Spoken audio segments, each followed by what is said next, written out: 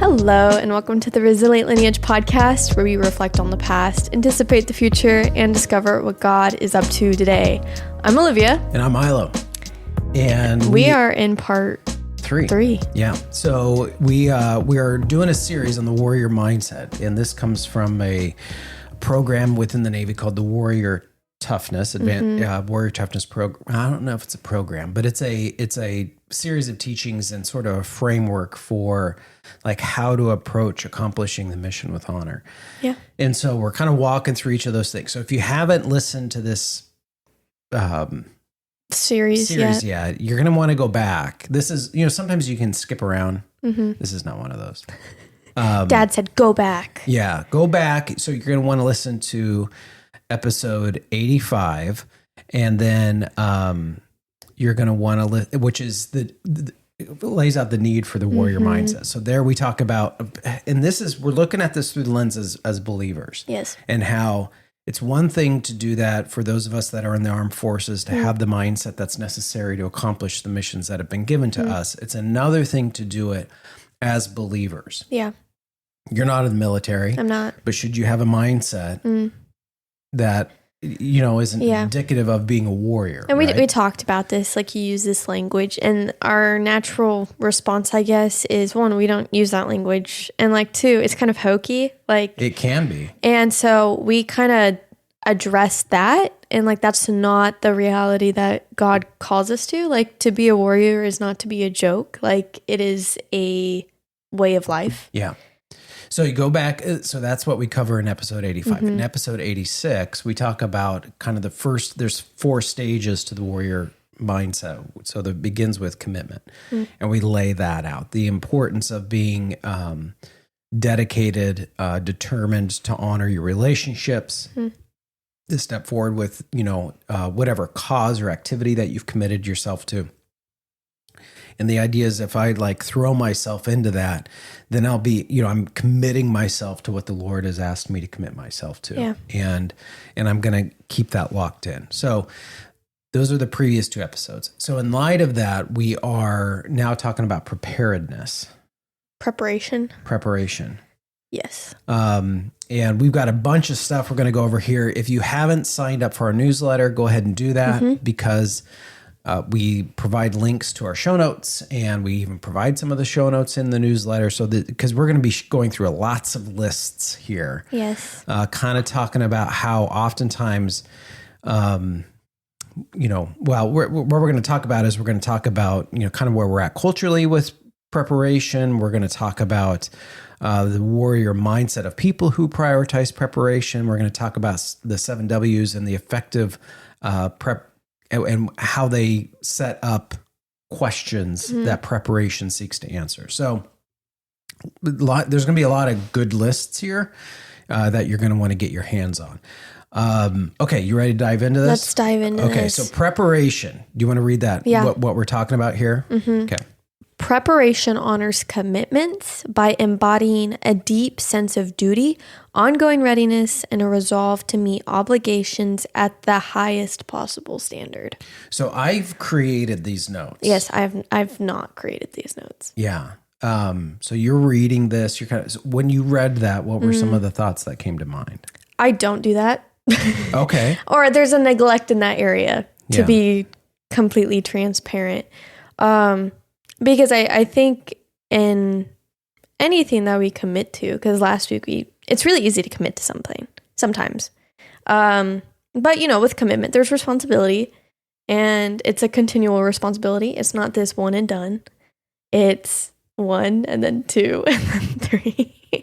And I think there's a lot of curb appeal to commitment. And you get to be a part of something bigger than yourself, and usually involves other people. So there's fellowship going on. So I'm really quick to be like, I'm a part of that.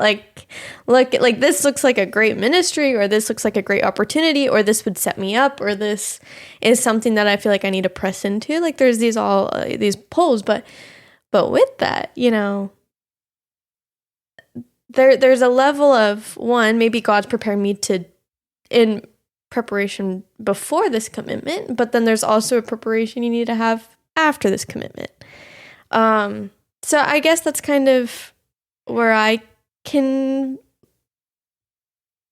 lose, I guess, management.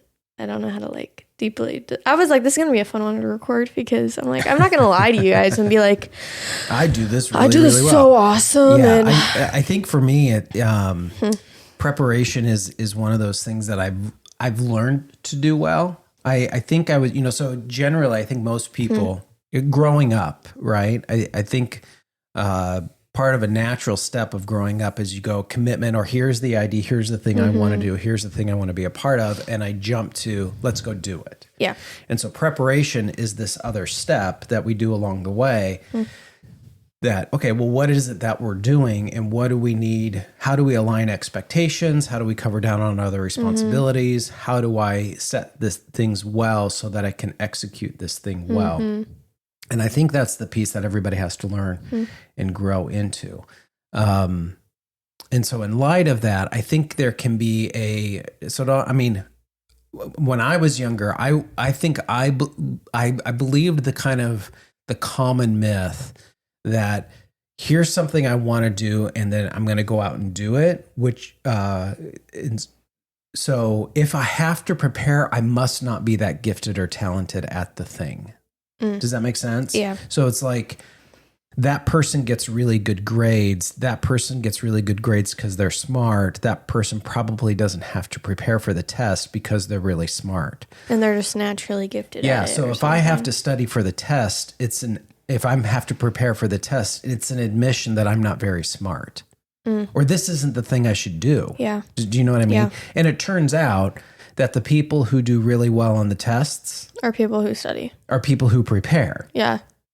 You just don't know about it. Right. Do you know what I mean? Or they gaff it off, or they don't share that, hey, this is something that I've been, the way they took the notes in the class leading up to preparation, what they read the night before, what they read before the test, what they maybe were doing 2 or 3 days before the test. Do you know what I mean? Yeah. Like it's a skill set. So all of these things are a skill set that have to be considered.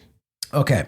Why don't you read that next? The quote? Thing? Yeah. Yeah. Okay. It says, the data consistently shows that people unprepared for future exhibit specific behavioral patterns, such as chronic procrastination, lack of formal planning, absence of emergency savings, over-reliance on unreliable information and sources, and systematic underestimation of time and financial requirements. So, with all that said, here's some stats. Yeah, this is very humbling. As it relates to procrastination, 94% of people indicate that procrastination negatively affects their happiness, with 18% reporting extremely negative effects. So 94% of people who procrastinate know they are not as happy as they could be. 70% of undergraduate students, which is you. Yeah, I'm one of them. Yeah, are affected by procrastination. Would you find... I'm there. You're there. Yeah.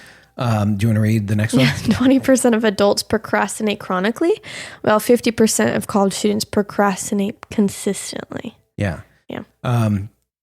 People underestimate project completion times by as much as 40 to 60%, regardless of their experience level. So if I think it's going to take me 2 days to get a project done, I'm off by as much as a day to a day and a half.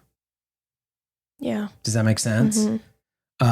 Which we've seen that around the house. We bought a house that was built in 1980, and it's a great house, and it was very, very well maintained, but not a lot of kind of aesthetic improvements were made to the house.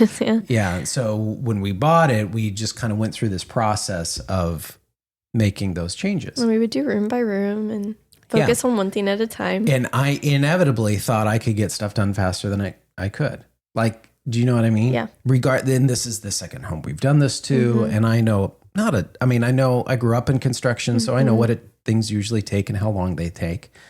But inevitably, like I would underestimate how long it was going to take to get things done. Yeah. Okay, let's talk about finances, right? And the reason why we're going to talk about finances is because money it's a kind of a tangible way you can measure how well people have the mentality of preparing for things. Yeah. So I'm not saying we're not going to talk about money, but it's just it's sort of a lens. A statistic. Yeah, a lens that which we can kind of identify people's behavior as it relates to how well they're probably building a life that prepares for things. Yeah. So 40% of Americans don't have an emergency fund at all. An emergency fund, depending on how you measure that, could be, some say like up to 3 months worth of income, like saved money that if I were to lose my job, I could pay the bills for the next 3 months. Go ahead. 24% of Americans have zero emergency savings. That's a fourth. Yeah. 40% of Americans couldn't cover $1,000 emergency with cash or savings. That's a lot of people. Yeah. That's like almost half of Americans. I mean, but like that's Americans. Yes. That's across all ages. Or is it just adults? I think it's measuring households. Okay. Yeah. So you would be your own household now. Yeah. Right? Because you're a college That's student true. and things like that.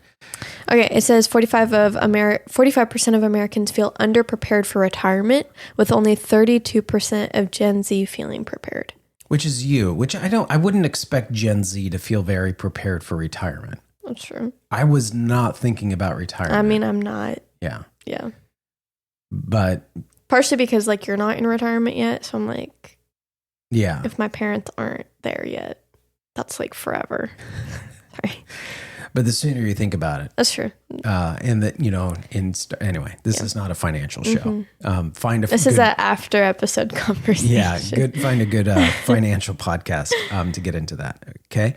76% of Americans believe saving for retirement is important, but only 39% have a plan in place. So it's like 75% think that's a good idea. Yeah, I should do that. And then they don't. And then 39% are half actually doing it. Yeah. Only 69% of non-retirees think their retirement savings are off track. At least they're aware of it. Yeah. But 79% of young adults, that's 18 to 21, which you fit within, have created a budget. Have never created a budget. That's 80%. Of young adults. So 21% have created a budget. You're in the 21%. Do I stick by it though, month by month? That's a different question. Well, that's true. That's it. Actually, I did not mean to bring that up. Yeah. That means I know what we're talking about. But that's part of learning how to budget. That's true. Right? Is like, okay, how do I do this? Yeah. Like you don't. Maybe I overestimated or underestimated how much I spend. Okay. Common saying within the military. I hear this all the time. Proper planning and preparation prevents piss poor performance. It's a lot of P's. It is a lot of P's. By not preparing, and this is what I talk about this where I work. By not preparing, we are giving the enemy an advantage. What I would encourage you to think about is there's an enemy for your soul. So there's things we should be preparing in our lives for trials and storms and difficulties. And by not preparing, I'm giving the enemy an advantage in my life. There's this other quote that we often say in the military: we don't rise to the level of our expectations, we fall to the level of our preparation. So I think, I've seen myself do that. Like I'll just kind of wing it. My good intention and my desire will help me, and my talent and my gifting will help me overcome. And it's like, no. I've definitely walked in that with that mentality going into like a high school test of like, hey Lord, so did not prepare, but I know I got you. So that, yeah. I was like, just tell me the letter. Like, is it A, B, C, or D? And then we'll go for it. And then I get like a 42 or something. Yeah. And then I'm like, well, it's okay, God, I still love you. And maybe I should have prepared more. Yeah. So preparation is again, it's like, this is such a non-sexy topic. Yeah. but it is absolutely critical to how people live their lives and the level of stress and anxiety that they experience. Like just before we hit record, you were going over show notes. I was upstairs looking at stuff, going over some things, and I found this illustration. Like, so this is super fresh. Okay. He's like, I found an illustration. Yeah. I was like, that's perfect for you. Yeah. So, okay. So there's this farmer and he's out, he's hiring, he needs to hire a new farmhand. And so he's doing some interviews, and there's this young man, strong, looks like he knows what he's doing. And so he's like, oh, all right, this will be a good interview. Sits down with the young man. He says, all right, so tell me about your credentials, where you been. So a guy kind of walks him through this. And the farmer goes, well, what do I need to know about you? And he says, sir, what you need to know about me is I can sleep through the storm. Which is such an odd response. So the farmer's like, okay, noted. So farmer and his wife talk, and they're like, man, we're really impressed with this young man. But he had this really weird statement. But nonetheless, like, we think he's the guy we should hire. So they hire him. Months go by. The farmhand is great, right? No problems. He's doing the chores that he's been tasked with. He's just doing a really, really good job. One night, massive storm comes through the area. Farmer wakes up. He runs over to the where the farmhand sleeps. Knocks on the door. Nobody answers. Knocks on the door. Nobody answers. Come in. Farmhand is dead asleep. Farmer comes over, tries to wake him up. Farmhand won't wake up. Now this storm is barreling down. Farmer goes, I don't have time to get this guy up. So he runs out, yells at his wife. He says, I need you to go check the shutters. So she runs over to the windows to check the shutters, only to find that all the shutters have been secured. She goes, okay, those are secured. She yells at her husband, I'm going to go make sure that we have dry firewood for the fireplace. So she runs over and finds that there's been a huge stack of dry firewood staged for the fireplace. Meanwhile, the farmer's running out to the barn, and he's like going over a task list in his head. I got to get this ready. I got to get this ready. I mean, and this, storm is barreling down, right? Wind's whipping around, runs outside. He sees that all the hay has been baled and is covered. Runs into the barn, sees that the tractor's been stowed, begins to look around, doesn't see any of the tools, runs into the tool shed. All the tools have been put away. Runs over to the barn that has all the livestock. The livestock are all in, dry, with plenty of feed. And that's when it hit the farmer. This is why the farmhand can sleep through the storm, because he's prepared. And I thought, man, that is like perfect for what we're talking about today, because you're going into a storm. You're in a storm right now. Okay. Right? Yes, I am. Do you want to tell them? Sure. You don't have to. I can. Okay. Yeah, I'll be vulnerable. So for our audience, if you guys could be praying, I was in a recent really bad car accident. It was my fault, and my car is totaled. So I'm in a pickle. Thank God, like, I'm alive, and thank God the person that was involved is alive. Like, no one got dramatically hurt.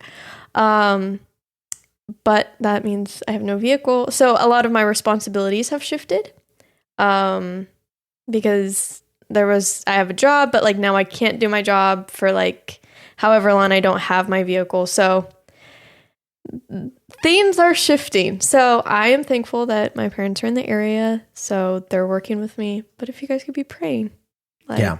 Well, and part of it, the reason why we bring this up is because you're in a storm right now. Yes. Right. And so it's going to expose the areas where you've been prepared to handle this type of thing. True. Right. And everybody's either headed towards a storm, in a storm, coming out of a storm, right? Like there will always be a storm in life. Yeah. So to what extent are we preparing for those inevitable things that, regardless of what I've committed myself to, like these are my commitments. This is what I'm going to do. This is what I need to be about. There are going to be storms and things that come up that want to get us off track, that don't allow us to execute what we still have to execute. Because regardless, you still have to go to school. Yes. You still have to, like, you have a wide variety of other responsibilities that some of them you can press pause on. Others I have to find other means. Yeah, and then reorient my schedule. You have to keep pressing through it, right? Okay, so in light of that, let's talk about the mindset of people who prioritize preparation, right? That they go like, I'm prioritizing the need to prepare well. So this is that warrior mindset. So the first is the warrior's commitments compel them to prepare. So they take what they've committed themselves so seriously that they know, I'm not going to drop the ball on this. Yeah. I am going to prepare. 1 Peter 3:15 says, in your hearts, revere Christ as Lord.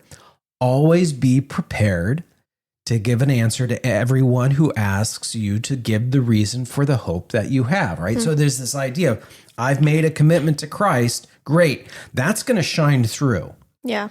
And if you've made a commitment to Christ, you live with a hope and a sense of victory and a sense of confidence because of what God is doing in your life. So in light of that, hey, somebody's going to come up to you and go like, this, you're in a storm right now. You're going through something that's difficult right now. Where does this sense of hope come from? You need to be prepared to give an answer, right? So warriors have this commitment that compels them to prepare. Yeah. People who don't prepare either do not feel the weight of responsibility their commitment demands of them, or they only make commitments that demand the least amount of personal responsibility. So they'll make commitments, but it's like it's not a heavy thing. Yeah.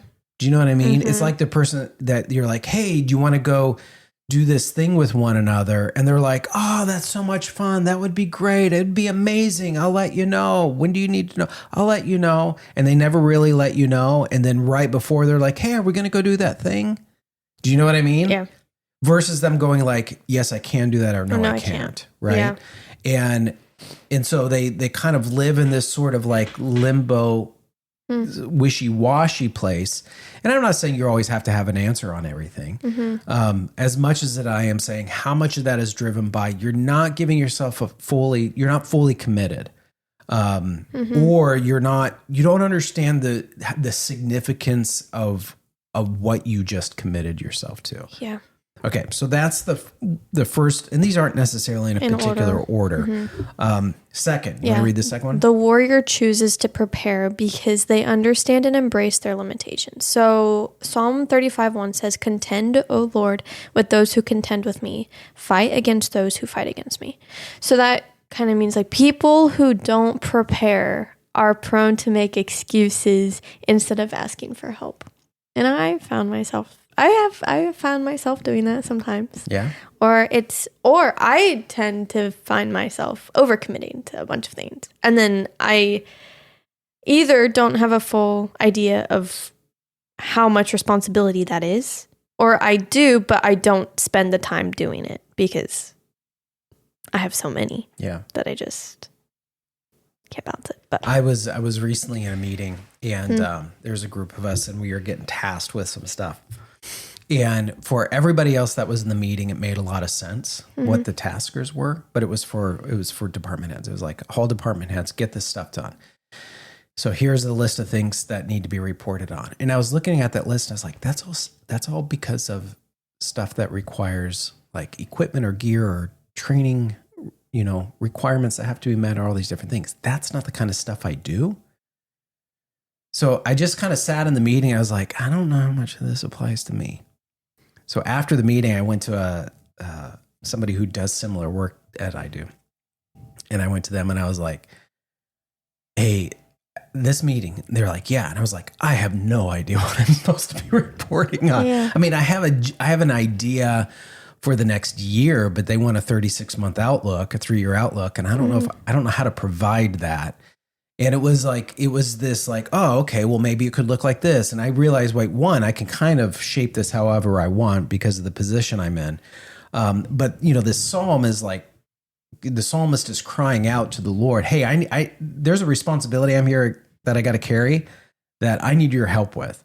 And I think the person that's able to either look to the Lord and to others or go like, Lord, I need help with this. Who have you put in my life that can help me come alongside to help me gain clarity on what needs to be done, to help me understand, what my next few steps need to look like. Like, that's all about embracing your limitations. If I don't know, guess what? It's okay not to know. It's not okay to stay not knowing, though.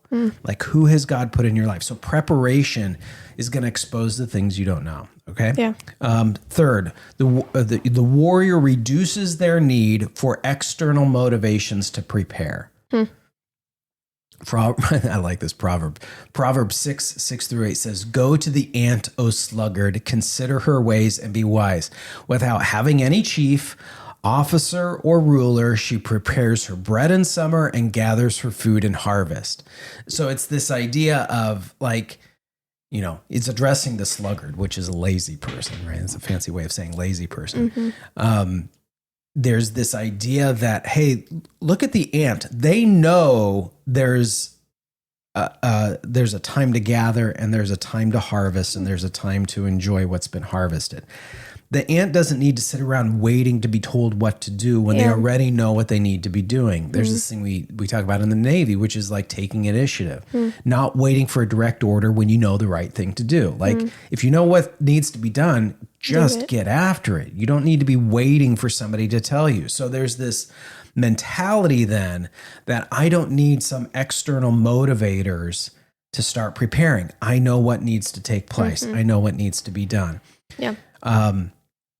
People who don't prepare oftentimes look to others to tell them what to do, even though they know what they need to be doing. Yeah. And then they'll hide behind that as a reason or excuse. I forgot. Or, like, here's this report I have to get done. And you have to get it done every week. Well, but this week they didn't tell me I had to do it, so I didn't know. It's like, bro, we do this every week. Yeah, but they didn't say on Monday that they wanted it this week. It doesn't. We do this every week. It's the same thing with like you and homework in school. It's like, well, the professor didn't say anything about the paper, so maybe it's postponed, it's delayed. It's like, no, like that's what the whole syllabus is for. It maps out when things are due and what expectations are. Yeah. So part of preparation is knowing that I don't need these external motivators to do what I need to do, right? Now, not everybody is in that place, and depending on how we were raised, and there's so many factors that shape how we're motivated. I'm not saying that there aren't any external motivators as much as it is over time. Part of maturation is that the need to have external motivators begins to reduce. Does that make sense? So over time, I do this because this is what is good. This is what's right. This is what is wise. Yeah. Okay. Next one. The warrior embraces the responsibility to control the controllable by preparing. So Proverbs 21:31 says, "The horse is made ready for the day for battle, but victory rests with the Lord." So people who don't prepare hide behind the need of guaranteed victory. Yeah. What are your thoughts about that? I think I know for me, like there's things I could be doing in times that I don't have anything going on, but then I'm like, wait, I already did a lot today. I could just rest or I could just chill. And it's like, well, I don't know what tomorrow's going to bring. So why don't I like do one more thing or another thing that I know I have to get done? And not necessarily just be in a comfortable position, but get the need done before something else might happen. Which now I know how to prepare for car stuff. Well, and so like even you, like you and your brother are paying your own car insurance. And I know every month it's like, oof. It's daunting. That's a lot of money. I'm like, oh. Right? Yeah. And so every month that you do that, it's like, oof, that's a lot of money. But then something like this happens. And I'm like, oh, this is why I have car insurance. This is why you have car insurance, right? Yeah. So, oof, it's a monthly like, oh, this is expensive, but it's a lot less expensive if you didn't have it. If you didn't have it. And then you have that one accident. And then you have that, blows your pocket out of. Yeah. So this is like control the controllable. Are you in control of everything? No, you don't need to be in control of everything. But like even going back to that farmer's hand illustration, that farmer's hand was in control of those things. Was he in control of the storm? No. Was he in control of when the storm hit? And he knew his no. And you could go down a different route. Like he might know his limitations of like right now, if there was a storm going on, I would be in a hectic mood. Yeah. Or I have sleep issues and I know I can't respond through things. So why don't I prepare it because I know my limitations? Well, so, okay, I'll give you a really practical example of that. Like we like to have people over. We like to host. So let's say we're going to have people over at 6:00 at night. In fact, we just did this last night. We did. We had like 45 people over to our house for a party. And it was a great time. So the folks that were first showing up, because they were helping prepare the big main dish, they were showing up at 5:00. So your mom and I, well, like for me, I'm not going to speak for your mom, but for me, I'm like, okay, by 5, they're here at 5. I need to be done with everything by 4:30 because I need that like half hour to just chill. So that when they get here, I can focus on them. Because if I'm doing stuff, if I'm doing all my little taskers and things like that up until 4:55 and they're showing up at 5, then I only have 5 minutes to sort of get my head into a different space. Because I have a tendency to get like tunnel vision and be very, very focused on something. And I know I have to give myself time to sort of get that perspective. Why? Do you know what I mean? I get that. So I'm in control of that. I'm in control of knowing those limitations. I'm in control of knowing that's what I have to do. Okay. 5th, the warrior works an intentional process regardless of the difficulty. Proverbs 24:27 says, prepare your work outside, get everything ready for yourself in the field, and after that, build your house. Right? So it's this idea of you start in one place and then you work your way in to, your own household. People who don't prepare will gravitate towards doing things that are easy first. Not the best place to start, but the easiest place to start. Yeah. I mean, my college buddies, the people my age, you get your assignments every week. You have a paper and then you have a 5-question quiz. They're both due the same day. And you're like, let me just get the quiz done. And it's like, well, now I have, instead of 5 days to work on the paper, I now have 4 days to work on the paper. And then you have another assignment. It's like, oh, I could get this done. And I think we like instant gratification of getting things done quickly instead of like an intentional process of laying down your thoughts for the paper. Because then it's like, sure, you might have like really good assignments done and then you work on the paper and your paper is really bad. But it's time to submit it. Instead of like laying it out of like, I'm going to work an hour or 45 minutes on this paper every day while also doing these little assignments. That's just that's what I see. Yeah. As a 19-year-old student. So, so I think it's like the intentional process. Yeah. What is the intentional process? 6. 6. The warrior anticipates setbacks, problems, and dangers. So Proverbs 22:3 says, the prudent see danger and take refuge, but the simple keep going and pay the penalty. So people who do not prepare haven't assessed the risk and dangers due to 1, arrogance, 2, lack of experience, or 3, lack of thoroughness. I think that pretty much summed that up.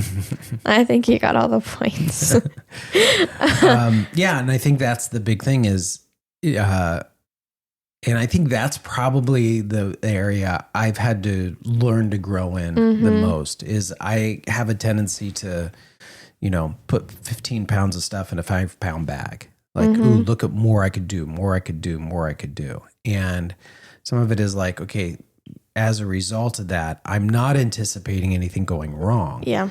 And coming back to working on the house. And so, this is only going to take me 4 hours. And then I get 45 minutes into it and a tool breaks. Or I thought I had all my materials and I'm 2 boards short. So now I got to run to Home Depot and get 2 more. Do you know what I mean? Yeah. Like there's those things and it's not anybody's fault. It's not because there was anything evil or immoral or any of that kind of stuff done. It's just sort of like, well, guess what? We're all fallible. Yeah. We're all going to make mistakes. And so, or other people are fallible. They're going to make mistakes. They're not going to show up when they said they were going to show up. And there's like, you know, they're not going to provide the resources that you thought they were going to be able to provide. Or, you know, you ask somebody to do something and you thought, man, okay, because they got it, I can focus over here. And then you double back and you realize they did something, but it wasn't the right thing. And it wasn't because they were being lazy. It's because maybe you communicated poorly what the expectations were. And as a result, there's been a lot of time lost, right? So all of that stuff is part of life. And so making sure that I'm anticipating that. So how much margin do I need to create so that, you know, it'll get sucked up somewhere, right? That like, oh, it's okay. Like I planned 8 hours to do this job. So if I have to spend an extra hour going and doing something, it's okay because I planned 8 hours. It should only take 6, but I planned 8. Yeah. Yeah.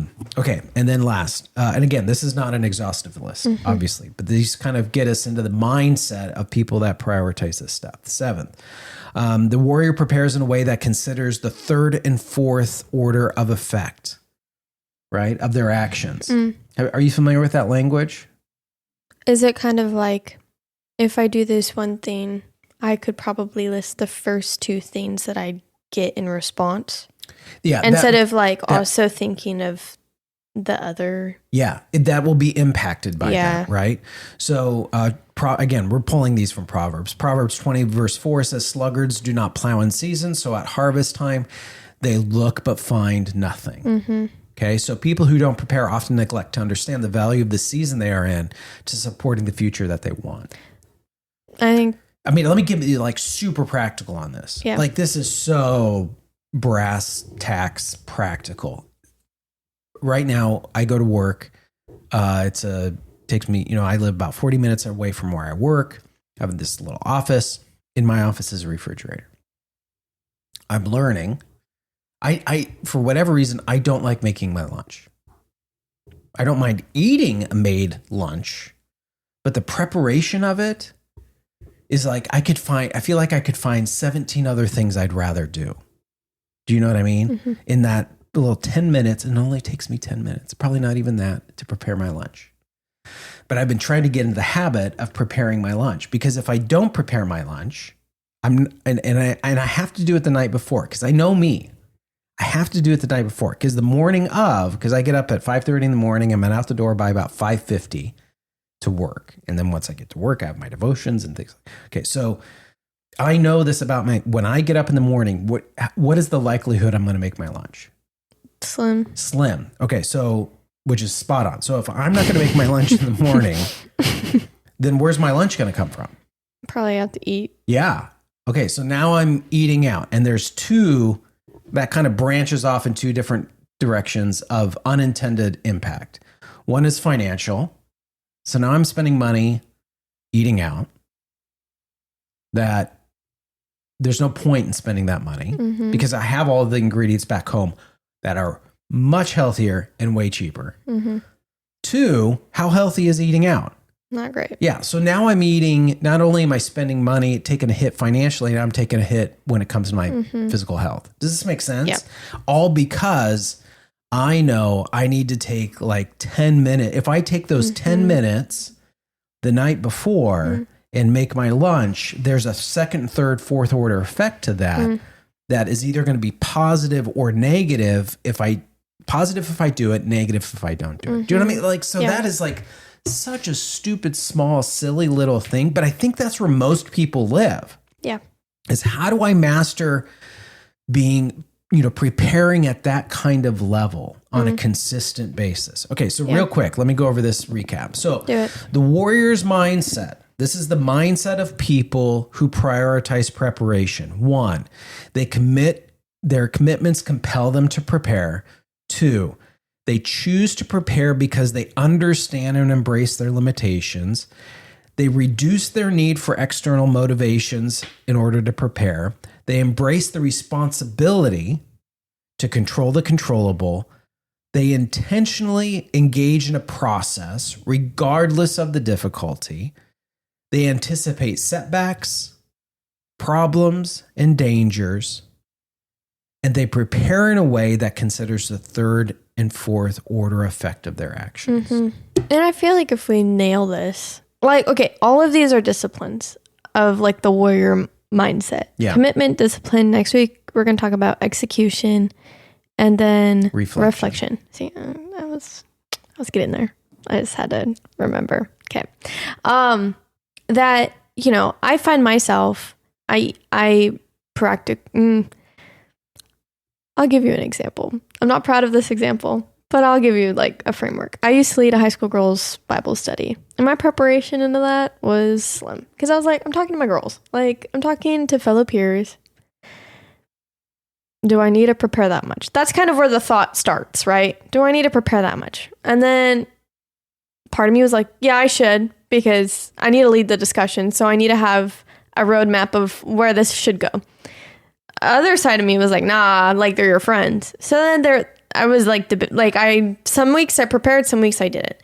So then because of that bled into my academic life. And then that bled into my personal time with God of like, am I preparing for the day? Like, so I'll say like preparation is, it defines your work ethic, because we have different areas and I think we think logically of the same way with different things. But I think if we adopt this, it will allow us to like be more intentional about the different responsibilities that we have. I don't know if that came across like clear. Well, and I think what it does is it sets up a good ordered execution, right? Like when you go to do the thing you're doing, you've never thought through everything, right? That's impossible, but you've thought through everything you know to think through. Yeah. Right. Okay. So here's 7 W's that effective preparation answers. So these are a series of questions. You've heard of maybe the 5 W's, the who, what, when, where, why. Sometimes how gets thrown in there. Here's the 7, and I think these are really helpful. So if you answer these, it'll help you gain a sense of clarity as to how you need to be preparing for what you've committed to, right? So that you can do the thing that you've committed to. So the first, one is why. Why is this important? If you can't answer the why this is important, then chances are you're going to phone in your preparation. You're going to keep procrastinating on it. Second, who is involved or who needs to be involved? So as I look at what I'm doing, like, who do I need to bring alongside me? Maybe it's just me. Maybe it's like, oh, I'm going to do this thing, and so-and-so's going to help me. Well, have I let so-and-so know? Do they know that? They've said they would help. What has to happen and what will it cost? So in order for this to take place, what has to happen? Yeah. Like not what would be nice to have happen, but what is the bare minimum? When is this going to happen? If you cannot articulate, and then also share the second one, where will this happen? If you cannot articulate the when and where of something, then it is you are not mapping out something. You're not preparing. You're just sharing wishful ideas. Do you know what I mean? So oftentimes I'll be sitting in a meeting and there will be lots of ideas going around, and I'll ask the question, well, when and where could we see this taking place? And real quick, you see how either people are committed to the idea, or if they're not, to what extent they'll lock into that. Yep. So if they are committed to it, they'll go like, wow, okay, well, next month, maybe on the second week, we have a little bit of a gap. We could do it there. That would make a lot of sense, but so-and-so wouldn't be available, or they would be available. Other times you see like, well, when and where are we going to do this?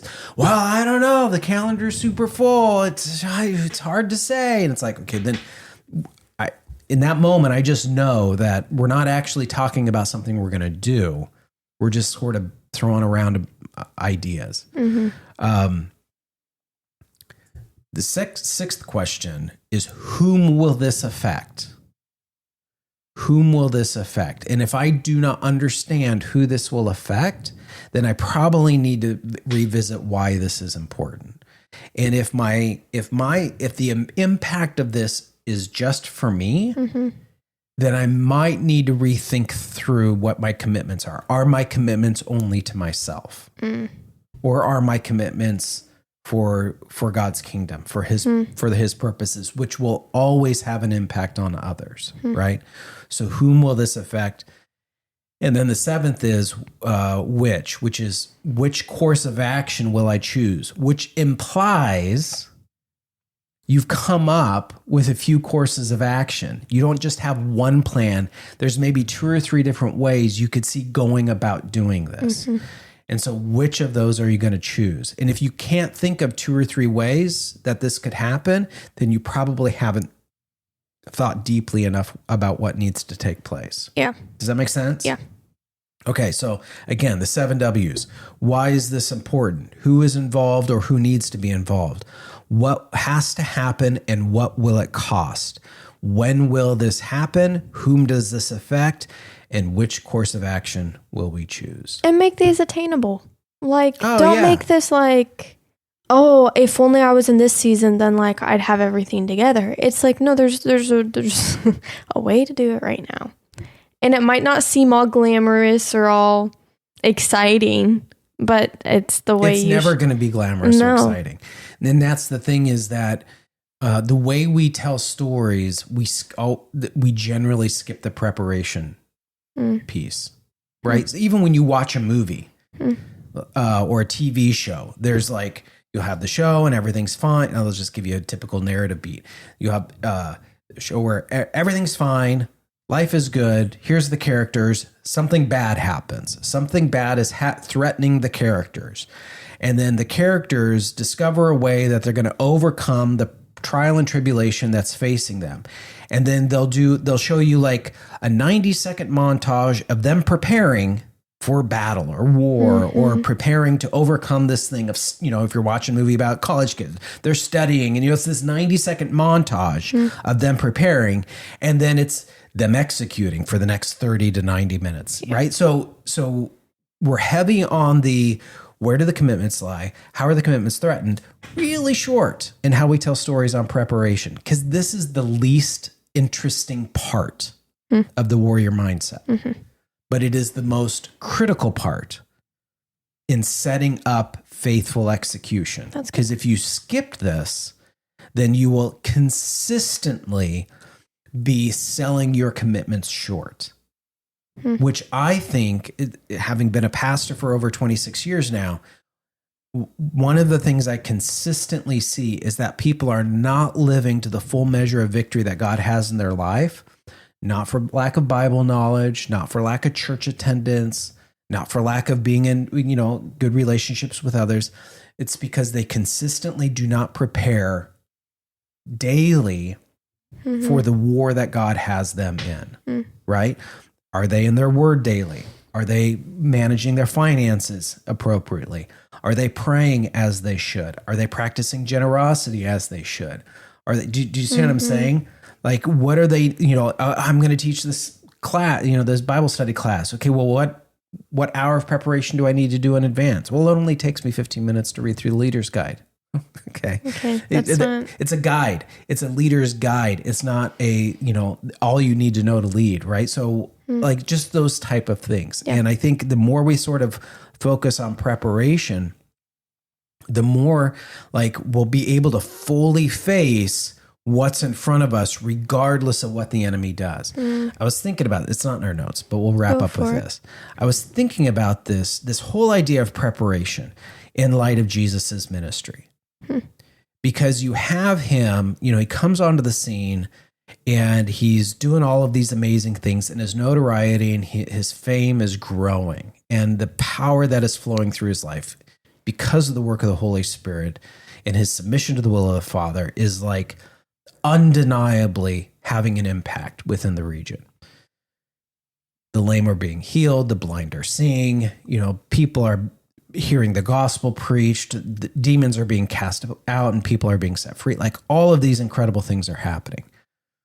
Despite all of that amazing stuff. And again, this warrior mindset is a cycle, right? So this is a cycle. Like I have a warrior mindset. I need to have a day. And it's like, I go through each, what do I need to commit myself to do today? How am I going to prepare, execute, and then I'm going to reflect at the end of the day, right? Or it could be a month or a quarter or a year or in the last 5 years, whatever it is.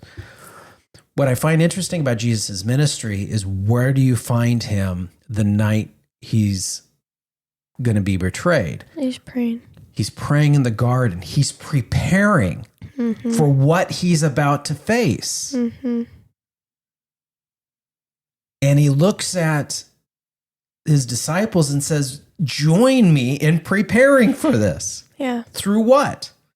Prayer. And he says, Lord, if there's any way, Father, if there's any way this cup can pass from thee, if there's any way I don't have to do this next thing, which is the whole reason why he came, then let's bring out that plan now, right? Nevertheless, what does he say? Nevertheless, not my will, but your will. Yeah. And so he's in this place of like, even up to the very last moment when he knows he's going to have to face the cross, Jesus is preparing. He's preparing his heart to execute on that commitment to do the will of the Father. Right? So this whole like mindset is something that is wrought with, it's deep within Scripture. And I think for a lot of us believers, this is an underformed part of the way we are ordering our lives. Yeah. This is great. Okay, so we've talked about the warrior mindset, right? Episode 85. We talked about commitments. How do we honor that? 86. Now we talked about preparation. Next time we're going to talk about execution. How do we do this? How do we do this well? So stay tuned for next week. Yeah. Glad you guys joined us. You can follow us on all the things that are out there. We would love to be in touch with you. If you have ideas or you have any ahas, we'd love to hear from that. We've even received some text messages and emails recently, some conversations that we've had with some folks based upon our last series, which was the Tabernacle series.